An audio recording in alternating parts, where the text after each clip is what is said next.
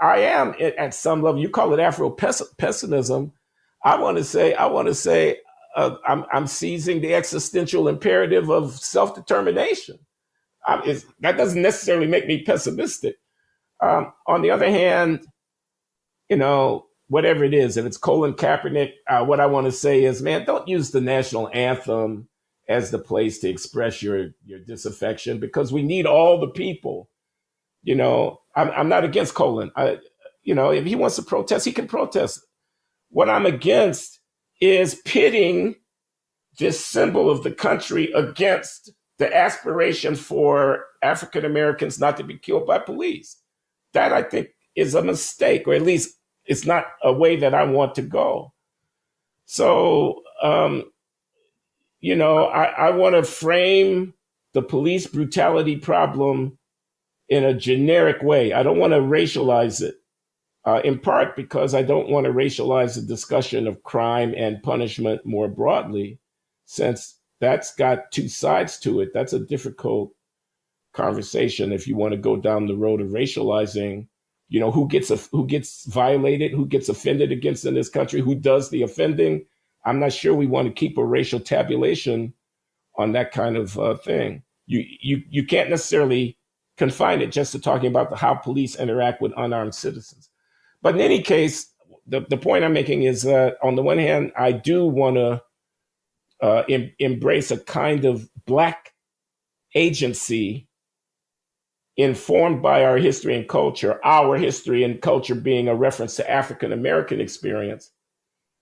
But I also want to place the social problematic within a framework of a kind of nationalist sensibility.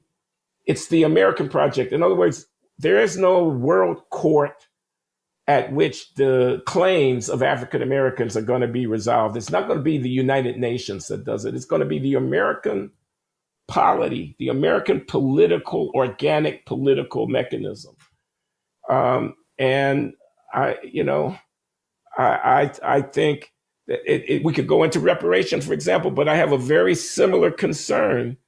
It's the commodification of African America's claims within the larger American framework that I worry about, the transactional nature of formal reparation acknowledgement.